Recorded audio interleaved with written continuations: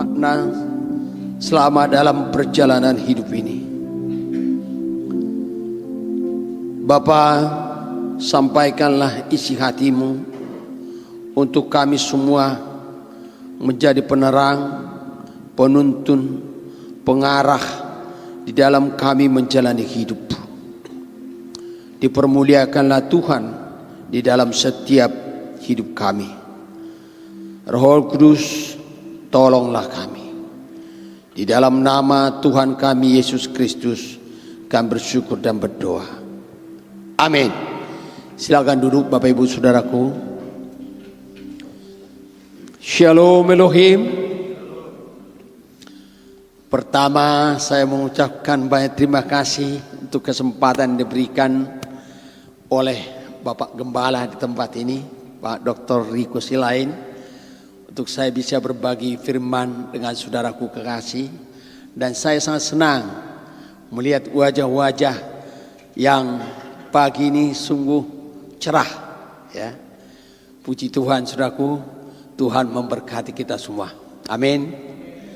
Bapak Ibu Saudaraku, pada hari ini saya kira saya tidak perlu memperkenalkan diri lagi ya, karena tadi saya sudah ada lihat namanya, ya. Kita tema yang kita mau dengar firman Tuhan pada pagi hari, pertemuan dengan Tuhan membawa perubahan hidup. Bapak Ibu Saudaraku, pertemuan atau pergaulan dengan Tuhan akan membawa perubahan hidup. Kadang-kadang saya berpikir begini saudaraku, perubahan hidup kita ini sudah sampai sejauh mana sekarang? Dengan gembala senior kita pernah saya bicara begini. Kadang-kala ya, kalau Bapak Ibu ikuti ya, bahwa kebenaran firman yang disampaikan di gereja kita ini luar biasa. Kadang-kala ya, kadang-kala kalau kita dengar firman yang lain rasanya jadi hambar. Betul? Kayak rasanya apa sih? Nah, jadi gregetnya itu nggak masuk gitu loh. Ya. Rasanya itu kalau masakan itu bumbunya bumbu keras, pedas gitu ya. Nah, baru menyengat. Nah, sekarang menyengatnya itu sampai sejauh mana?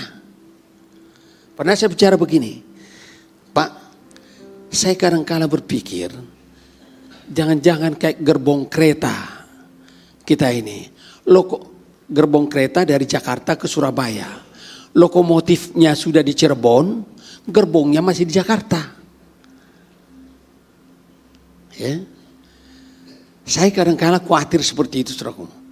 Ya, tapi ini hanya kekhawatiran yang membawa motivasi untuk bisa lebih positif. Kenapa, saudaraku? Ya, harus ada tolok ukur, ya, untuk kita sudah sampai sejauh mana progres atau pertumbuhan iman kita saat ini. Harus ada tolok ukur. Tapi sebelum ke situ kita baca dulu dari firman Tuhan ini saudaraku sebagai landasan bagi kita. Dari Lukas 19 ayat 1 sampai dengan 10, demikian firman Tuhan. Ini tentang Sakeus. Yesus masuk ke kota Yerikho dan berjalan terus melintasi kota itu. Di situ ada seorang bernama Sakeus, kepala pemungut cukai, dan ia seorang yang kaya. Ia berusaha untuk melihat orang apakah Yesus itu, tapi ia tidak berhasil karena orang banyak, sebab badannya pendek. Maka berlarilah ia mendahului orang banyak, lalu memanjat pohon ara dan melihat Yesus yang akan lewat di situ. Ketika Yesus sampai di tempat itu, ia melihat ke atas dan berkata, "Sakeus, segeralah turun, sebab hari ini aku harus menumpang di rumahmu." Lalu Sakeus segera turun dan menerima Yesus dengan sukacita. Tapi semua orang yang melihat hal itu bersungut-sungut, katanya, "Ia menumpang di rumah orang berdosa." Tetapi Sakeus berdiri dan berkata kepada Tuhan, "Tuhan, setengah dari milikku akan kuberikan kepada orang miskin. Dan sekiranya ada seseorang akan kukembalikan sesuatu yang kuperas dari seseorang akan kukembalikan 4 kali lipat. Kata Yesus kepadanya, hari ini telah terjadi keselamatan kepada rumah ini, karena orang ini pun anak Abraham. Sebab anak manusia datang untuk mencari dan menyelamatkan orang yang hilang. Perubahan drastis dalam diri Sakeus. Sakeus dalam bahasa Ibrani Sakaria, Sakarios artinya bersih, bersih, murni, tak bercela. Berbahagialah di antara saudara yang bernama Sakeus, tak bercela. Tapi ternyata hidup Sakeus ini, dia kepala pemungut cukai. Jadi mohon maaf Bapak Ibu jangan tersinggung ya. Jadi rupanya bagian cukai ini dari dulu memang kurang disenangi, pajak, bea cukai, memang udah dari zaman Yesus rupanya itu. Jadi kalau saudara kita atau di antara saudara, saya bukan menyindir, cuma menyinggung aja ya. Kurang disenangi. Kenapa? Karena dia pikir apa? Orang pemungut cukai itu orang egois, suka memeras, suka menekan, suka cari-cari masalah. Dan yang kedua, waktu itu Israel dibawa kerajaan Romawi. Jadi orang pemungut cukai itu mengabdi kepada Raja Roma. Jadi dianggap pengkhianat. Kok menekan sebangsanya untuk koloni, untuk penjajah. Jadi dianggap pengkhianat.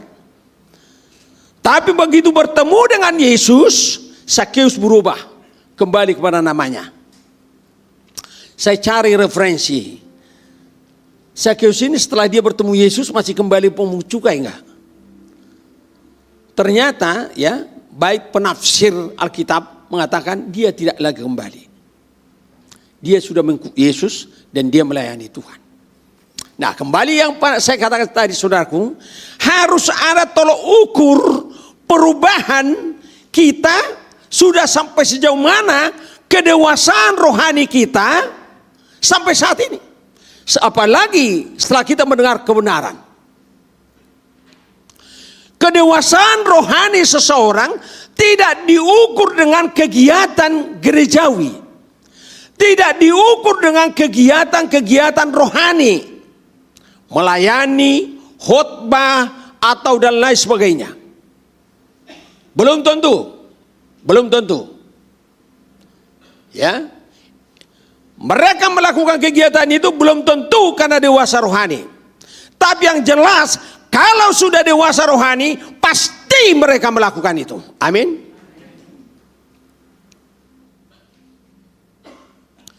Nah sekarang saya pikir-pikir bagaimana tolak ukurnya? Apa yang kita mau buat? Coba saya pinjam istilahnya manajemen. Kalau di manajemen itu ada namanya metode SWOT. SWOT itu tadinya saya mau buat kayak PPT-nya supaya lebih gampang dipahami. SWOT itu strong, weakness, opportunity, dan threat. Jadi untuk mengukur kemajuan suatu perusahaan biasanya metode ini digunakan. Strong itu atau strength itu berbicara tentang kekuatan. Jadi saudaraku, kita bisa nanti petakan. Dibuat nanti, silakan Bapak Ibu buat nanti masing-masing, dibuat aja petanya. 4 kolom. Gitu strength, weakness, kelemahan, ini kekuatan, kelemahan, opportunity, atau peluang, kesempatan, dan threat, ancaman. Buat gini. Nah, saudara catat satu-satu nanti apa yang merupakan kekuatan saudara. Apa nilai positif dalam diri saudara? Misalnya ada orang memang dari dasarnya ya, dia sudah orang baik. Ya. Atau dari dasarnya dia orang rajin. Ya. Atau dari dasarnya memang dia suka melayani, ada keinginan untuk melayani. Ada. Itu kekuatan. Saudara catat nanti masing-masing. Banyak, ya. Nanti bisa saya kasih contoh. Ada orang juga yang suka membaca Alkitab dari dulu, mungkin dari sejak dia mau bisa baca, dia memang udah suka membaca Alkitab. Ya. Nah, kemudian masuk ke weakness, kelemahan. Ada orang memang dari awal dia labil, ya, suka pelin-pelan, ya, tidak stabil. Ada juga orang yang mudah tersinggung, sensitif. Catat, saya ini mudah tersinggung. Apa namanya? Kupingnya kayak kuping rusa. Saudara tahu kuping rusa? Kebetulan kalau di rumah saya itu saya pelihara rusa, saudara. Begitu, tak, itu langsung bergerak itu kupingnya itu. Ya, ada orang seperti itu. Begitu dengar sesuatu yang kurang ini langsung gampang tersinggung. Ada. Ya. Ada juga orang, ya, salah satu kelemahan kurang percaya diri. Kemudian tidak disiplin. Suka sena udelnya. Ya. Nggak bisa taat waktu. Tidak bisa disiplin. Ya. Ada juga orang yang memang dari sononya dia pelit, kikir. Ini juga kelemahan, weakness. Saudara catat. Ada juga orang yang suka bocor mulut. Suka ngomongin orang. Rasanya tidak genap hari kalau tidak ngomongin orang. Ada yang kurang. Ngomong-ngomong, ini untuk kita aja ya. Jangan dikasih tahu. Ya. Jangan dibilang-bilang. Nah, ini satu lagi bilang, jangan dibilang-bilang ya. Terus jangan dibilang-bilang. Jangan dibilang-bilang. Akhirnya semua tahu. Namanya jadi rahasia umum. Ya. Ada orang seperti itu. Saudara catat. Nanti saudara akan bisa ukur di mana tingkah kerohanian saudara sekarang. Semua. Masih banyak lagi kelemahan. Ada orang kelemahannya melihat lawan jenis nggak bisa. Langsung fly. Ya. Ada. Ya. Ada orang kalau misalnya urusan Kang Ao, ya, urusan duit, itu matanya langsung, bukan cuma hijau, berkelip-kelip. Ya. Ada. Catat. Nanti kita akan evaluasi. Kemudian peluang, opportunity. Ya. Itu antara lain yang saya sampaikan ya. Nanti saudara buat sendiri, catat saudara sendiri. Ya, coba renungkan. Kemudian opportunity atau peluang. Ya, kalau di kita peluang untuk bisa bertumbuh rohani sangat banyak. Ada kesempatan apa? Ibadah pagi, ibadah setiap hari Selasa, ibadah Jumat, Minggu, peluang ada selalu. Kemudian ada juga kayak buletin, apa itu namanya itu, yang selalu dikirim ke kita masing-masing ya, suara dari gembala. Fasilitas-fasilitas buku rohani, kaset dan segala macam. Sekarang dengan teknologi ya, YouTube, Google, saudara bisa manfaatkan. Ini peluang semua untuk bisa kita belajar tentang firman Tuhan. Tinggal saudara seleksi mana yang pas. Ya, karena pengkhotbah yang di YouTube itu juga banyak yang aneh-aneh juga. Banyak juga di situ dokter-dokter nggak jelas. Maaf ya, sama-sama gitu. Ya, jadi saudara juga harus seleksi ya. Itu peluang. Jadi tidak ada alasan untuk tidak bisa belajar firman Tuhan. Itu catat semua peluang-peluang. Kemudian threat, ancaman, gangguan. Ya. Mungkin salah satu lingkungan yang tidak mendukung. Ya, ada orang hidup di tengah-tengah lingkungan yang tidak mendukung sama sekali untuk pertumbuhan rohani. Ya. Itu juga ancaman. Nah, bagaimana mengatasinya nanti kita akan sampaikan. Berikutnya, ya. Kayak saya katakan tadi, kayak sifat pemalas. Ya. Nah, bagaimana mengatasi ini? Kemudian juga ancaman, ya, termasuk merasa sudah rohani. Dia senang di comfort zone, di zona nyaman. Udah cukuplah jadi orang baik-baik saja. Cukup tidak mengambil hak orang, tidak mengganggu orang, tidak mengomongin orang. Udah cukup, ini udah cukup rohani. Secara umum sudah baik. Saudaraku, saya mau sampaikan, kita harus ke tingkat baik dulu, baru super baik. Itulah yang diinginkan Tuhan, menyenangkan hati Tuhan. Tapi harus lulus dulu baiknya. Harus lulus dulu secara umum. Kemudian waktu yang terbatas, ini juga ancaman. Karena terlalu sibuk mengejar karir, terlalu sibuk kegiatan-kegiatan lain, ini juga ancaman. Ya. Nah, kalau saudara sudah petakan itu nanti semua, saudara akan buat rencana kerja, rencana aksi ke depan. Catat satu-satu. Tadi masing-masing kelemahan itu catat. Nah, kemudian gumuli satu-satu. Dan nanti kalau sudah lulus, contreng. Tidak lagi ngomongin orang. Tek. Contreng. Itu yang selalu Pak Gembala kita katakan, sampai nanti ke tingkat tidak bisa lagi berdosa. Satu-satu itu digumuli. Pelit. Misalnya, ini digumuli. Kenapa? Kok begitu?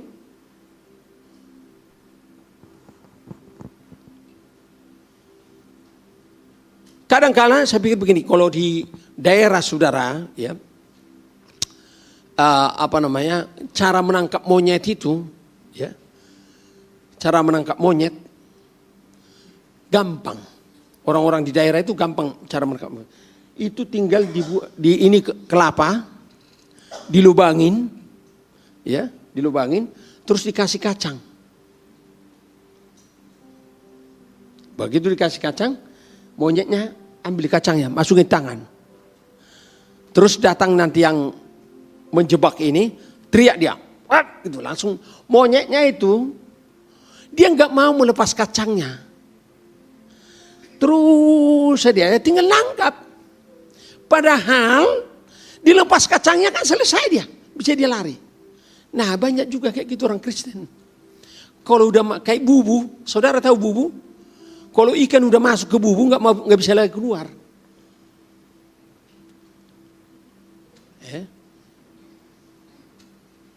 Bukan hanya ibu-ibu itu, semua juga banyak seperti itu.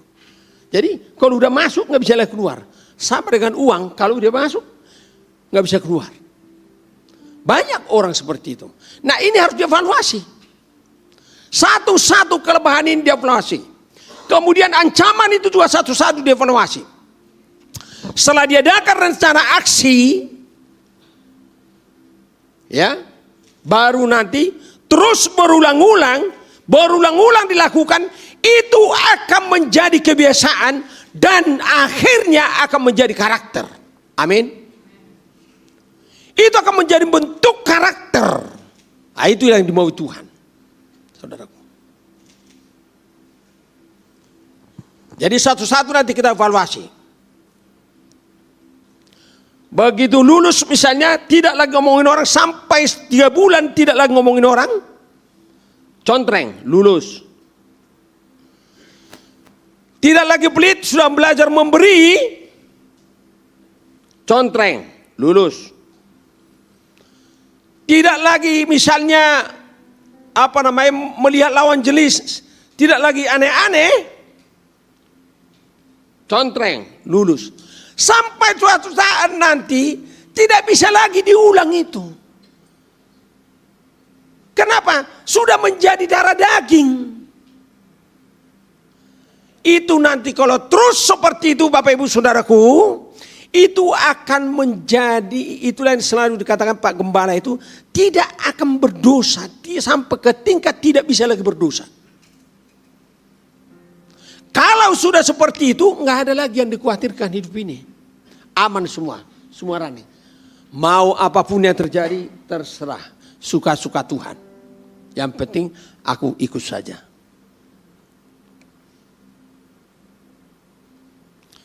Nah, kalau ini sudah berjalan Bapak Ibu Saudaraku, saya katakan tadi, pertemuan dengan Tuhan akan membawa perubahan hidup atau transformasi. Setidaknya 2 transformasi. Transformasi personal dan transformasi institusional. Institusional nanti saya akan sedikit saja. Personal. Pribadi ini dulu yang kita mau selesaikan masing-masing. Bapak Ibu Saudaraku, kalau nanti sudah saudara petakan, saudara akan tahu di tingkat mana saudara. Makanya kalau saudara anak-anak kita misalnya kalau ujian, kalau ujian kita tanya, gimana ujiannya? Dia bilang, mudah-mudahan Pak, mudah-mudahan Mah. Kalau istilah tetangga kita mungkin insya Allah, insya Allah. Tapi kalau anak yang sudah belajar, sudah siap dan matang, dia terus kerjakan itu bang soal, dia olah terus itu. Begitu kita tanya, gimana ujiannya? Bisa Pak? Bisa Mah? Kok kamu bisa ngomong begitu? Soal-soalnya itu yang saya bahas-bahas kemarin.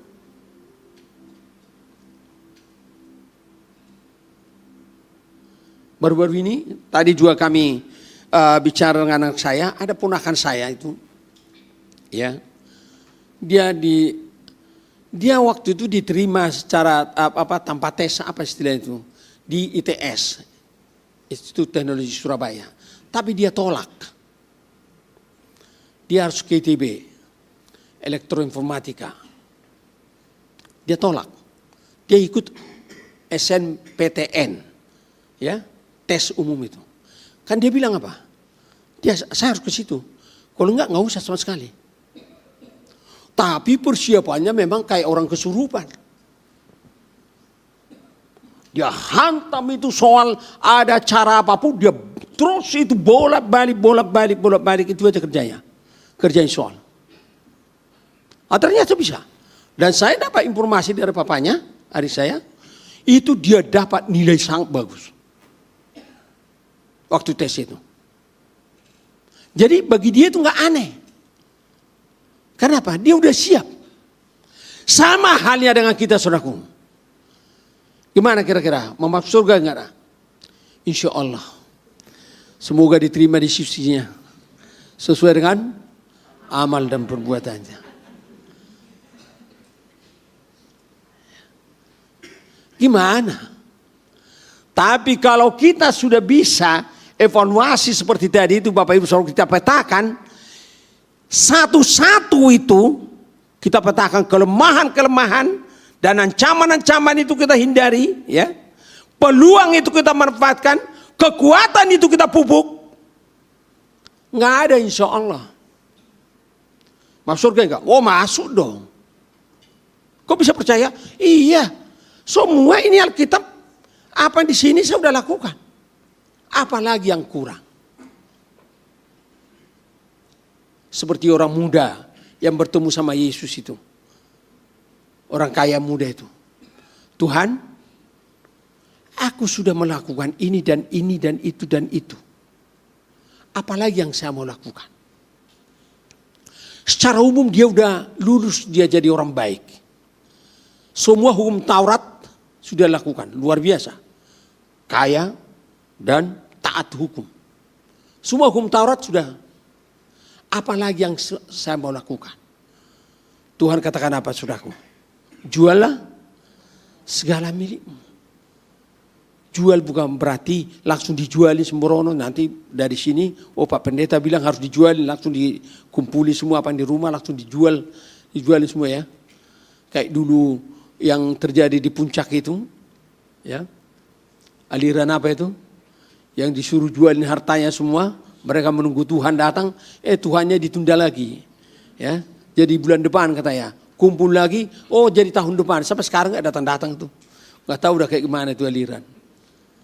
Bukan seperti itu Bapak Ibu. Lepaskan hidupmu dari semua ikatan-ikatan itu. Lepaskan, jual itu melepaskan hak. Seolah-olah tidak ada. Lepaskan hidupmu dari semua ikatan itu. Ikutlah aku, kata Tuhan. Nah ini pergumulan Bapak Ibu Saudaraku. Kembali saya katakan tadi, kalau kita sudah tetapkan rencana aksi, baru kita nanti evaluasi lagi satu-satu.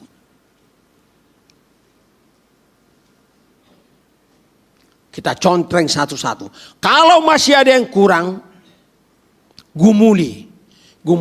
Tuhan kok masih begini? Tuhan kok masih begini?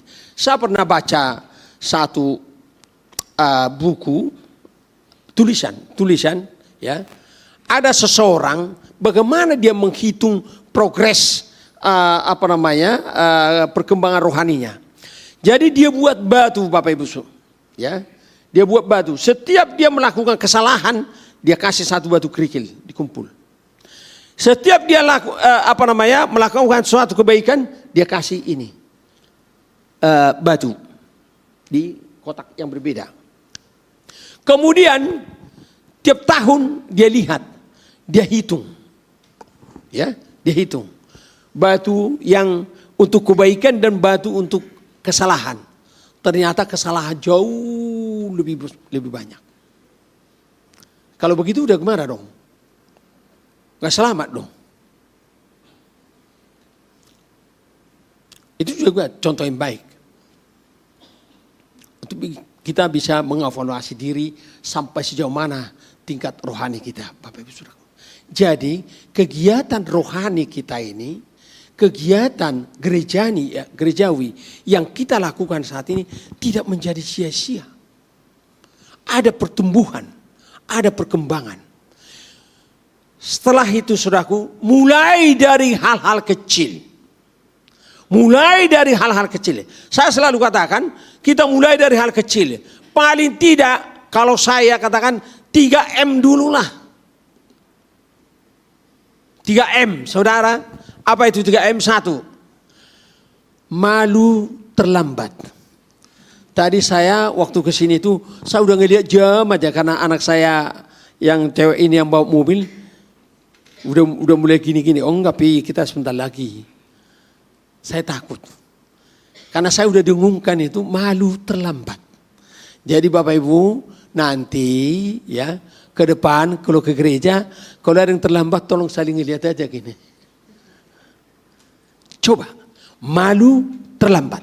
Tetapkan malu terlambat. Saya tidak akan terlambat. Setiap kegiatan rohani, setiap kegiatan gereja malu terlambat. Yang kedua, malu ngomongin orang. Ya. Jadi saling mengingatkan, kalau misalnya saudara atau tetangga kita sudah mulai ngomongin orang, lihat aja begini. Malu ngomongin orang. Hal-hal kecil aja dulu. Saudara nanti itu mulai terus berkembang sampai 3 bulan, 4 bulan, tidak akan tertarik lagi nanti gosip. Tidak begitu mulai dengar orang ngomong tentang ini, tidak tertarik sama sekali. Bapak Ibu Saudaraku, saya ini sekarang agak lebih aktif di sekolah kita. Pak Riko, ya, di STT. Saya banyak sekarang dilibatkan. Kenapa? Dari dulu saya tidak begitu tertarik terlalu intens. Mohon maaf Bapak Ibu Saudara, ini juga satu kelemahan. Dan saya evaluasi juga diri saya. Kenapa? Saya kalau ke gereja itu, saya selalu maunya duduk di pojok-pojok sana. Kalau di gereja di MAG, itu saya selalu di pojok-pojok sana. Jadi selalu Pak Gembala juga dulu sampaikan, Bapak harus ke depan. Saya bilang, udah Pak, saya di sana. Kenapa? Saya ini kelemahan saya tidak bisa mendengarkan orang ngomongin. Apalagi pekerja. Tidak bisa saya. Langsung, mohon maaf ya, langsung mentah perasaan saya kalau pekerja saling ngomongin.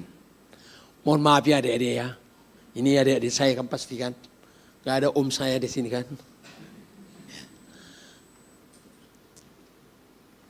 Gak bisa. Saya tidak bisa dengar itu. Jadi untuk mengatasi itu saya selalu menghindar. Tapi ternyata karena keadaan bapak kita kurang fit, jadi saya banyak sekarang terlibat. Nah, dan ini pun saya sudah sampaikan juga. Kita ini corong-corong kebenaran. Jadi ya tolong kita reserve lah ya. Kita batasilah untuk bicara hal-hal seperti itu. Nah di gereja kita ini saya minta Bapak Ibu itu tetapkan. Malu ngomongin orang. Kita mulai dari kecil. Yang ketiga, yang ketiga ya, malu bohong. Malu bohong. Enggak ada yang tahu saudara bohong atau tidak. Apalagi yang pintar bersandiwara, berdrama. Tapi Tuhan tahu, saudara tahu. Nanti kalau saudara bohong, saudara akan gelisah. Aduh, kenapa saya begini? Aduh, kenapa saya salah? Salah bicara aja saudara, kalau kita latih diri kita, salah ngomong, jangan salah. Kurang pas saja kita bicara kepada orang, itu nanti akan mengganggu terus kepikiran. Kenapa saya begini? Kenapa saya begini? Nah kalau itu kita lakukan saudaraku, itu terus berkembang nanti satu-satu kelemahan itu akan dipreteli. Habis sampai ke tingkat kesempurnaan yang Tuhan kehendaki. Amin. Kalau transformasi personal sudah terjadi, itu otomatis nanti akan membawa kepada transformasi institusional, ke lembaga. Cara hidup pribadi saya ini akan membawa juga di cara hidup nanti saya di lembaga mana saya berprofesi, di lembaga mana saya bekerja, di mana saya ditempatkan. Semua kebijakan-kebijakan dan keputusan-keputusan saya buat pasti dipengaruhi oleh cara hidup saya yang personal yang tadi.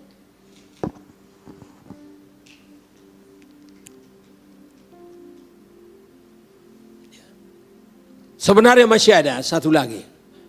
Ya. Saya tadi yang malu itu. Ya, malu bicara kotor. Ya. Ini 4 ini aja saudara ingat. Malu bicara kotor. Ya, saya terlalu percaya di antara Bapak Ibu Saudara sini, kalaupun marah tidak ada lagi yang bersahabat dengan ragunan. Oke? Amin. Amin. Amin. Amin. Ya.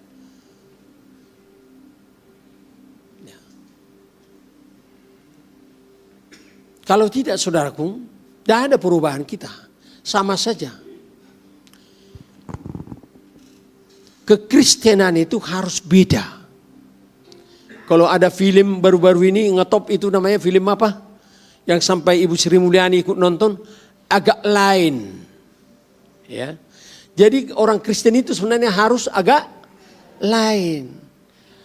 Coba kita sama-sama katakan, aku harus agak lain. 1, 2, 3. Aku harus agak lain. Jadi orang nanti melihat, kok cara hidup mereka ini kok lain ya. Ya, ibu-ibu misalnya ketemu sama ibu tetangga, kalau ada masalah, cara menghadapi masalah keluarga, dia lihat, kok mereka ini lain ya. Setiap bicara misalnya dia lihat, kok lain ya? Mereka akan penasaran sendiri. Dulu saudaraku, supir saya itu, kalau yang sekarang ini udah ada 13 tahun ikut saya ini. Sebelumnya ada satu orang udah 17 tahun ikut saya. Bolak-balik dia bilang itu dia mau ikut ke gereja. Saya bilang pikirkan baik-baik, kenapa kamu mau ikut ke gereja? Sama halnya orang yang bekerja di rumah saya. Karena dia masih agak kecil waktu itu kerja di rumah saya, kurang lebih 15 tahun. Akhirnya jadi Kristen juga. Dia bilang, waktu itu masih ada istri saya. Bu, aku mau ke gereja lah. Kenapa? Enggak, aku mau ke gereja. Terus nanti papamu gimana? Enggak apa-apa, itu kan keputusanku. Aku mau ke gereja. Ya udah, bawa ke gereja. Akhirnya dia bergaul dengan orang Kristen, akhirnya kawin. Dan saya acarakan semua.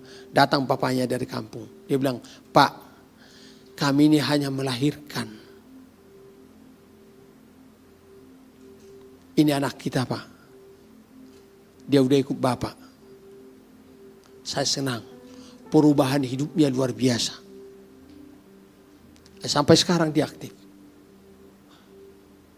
Kenapa saudaraku? Agak lain. Ya. Bapak ibu saudaraku, yang tahu rahasia ibu-ibu siapa?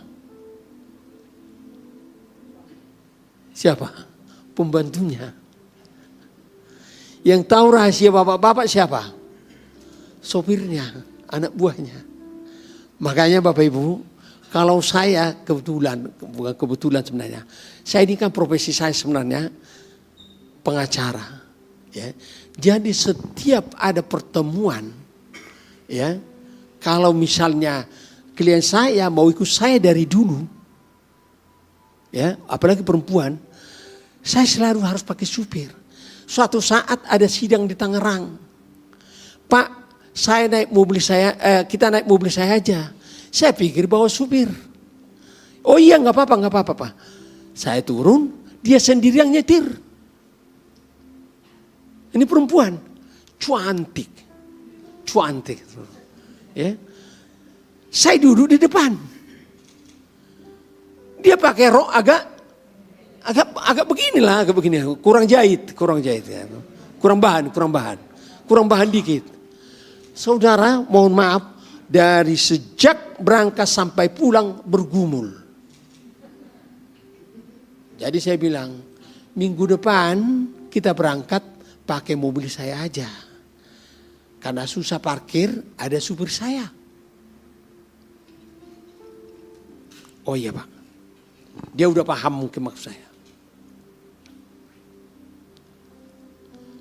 Ya, waktu Yusuf, Bapak Ibu Saudaraku, digoda sama Tante Potifar, ya, dia nggak tengking, betul?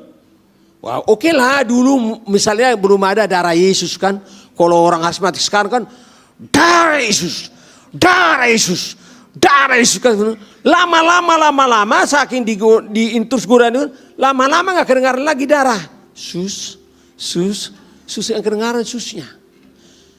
Yusuf digoda Tante Potifar, dia nggak tengking dalam nama Allah Bapa atau Yahweh. Tidak, saudaraku. Dia ngapain dia? Kabur, lari, menghindar. Ya, jadi anak muda, saya ingatkan ya, nggak usah tengking-tengking, menghindar.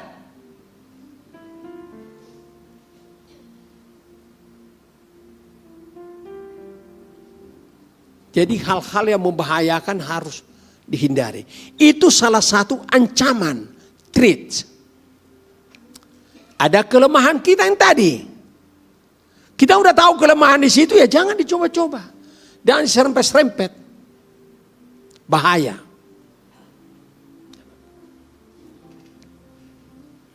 Jadi kalau itu kita sudah bisa nanti petakan Bapak Ibu, ya, saudara tahu di tingkat mana saudara sekarang kerohanian saudara.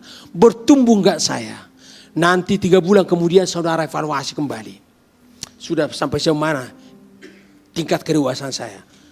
Terus naik 3 bulan kemudian. Terus naik 3 bulan kemudian. Sampai 1 tahun saudara bisa lihat, oh saya betul-betul bertumbuh. Tidak stagnan. Terus berlanjut seiring dengan perjalanan waktu. Usia kita makin bertambah. Itu akan kelihatan kerohanian kita dari cara kita menjalani hidup. Amin saudaraku. Dari tutur kata kita, dari sikap kita kepada sesama pelayan, atau di keluarga, kepada anak-anak, suami istri, akan kelihatan pertumbuhan rohani kita. Jadi saudaraku, perjumpaan dengan Yesus akan merubah kehidupan. Akan membawa transformasi, baik personal maupun institusional. Jadi langkah-langkah yang kita harus lakukan, saudara akan petakan nanti. Buat peta ini. Catat masing-masing nanti. Kelemahan apa, kekuatan, strength-nya apa. Kemudian kelemahannya apa. Peluangnya apa, ancamannya apa. Setelah itu buatkan rencana aksi. Apa yang kita harus lakukan ke depan. Kemudian baru evaluasi. Ya, mulai dari hal-hal yang kecil lakukan. Terpuji nama Tuhan. Amin. Nanti sebelum saya serahkan ke Pak Pendeta, kita bersatu dalam doa. Bapa, kami sangat bersyukur Tuhan untuk kesempatan ini. Hamba-Mu telah menyampaikan isi hati Tuhan. Tolonglah Roh Kudus terus bekerja, berbicara dalam hati dan pikiran kami, dan dimampukan menjadi pelaku firman. Terima kasih Bapa di surga. Segala kemuliaan, hormat, pujian hanya bagi Tuhan. Secara khusus aku berdoa Tuhan untuk umat-Mu yang hadir pada pagi hari ini, atau yang tidak hadir pun dimanapun mereka berada. Diberkati dan dipelihara Tuhanlah. Hamba-Mu kekasih saudaraku Tuhan Pak Dr. Riko Silain dan ibu beserta anak-anak, diberkati Tuhan dengan hikmat surgawi, kemampuan surgawi. Beliau akan menggembalakan umat-Mu di tempat ini. Diberkatilah tempat ini. Terpujilah Tuhan. Semua pekerja ada kesehatan, kerjasama yang baik, saling menopang dan saling mendukung. Nama Tuhan dipuji, dimuliakan. Di dalam nama Tuhan kami Yesus Kristus kami bersyukur dan berdoa. Amin.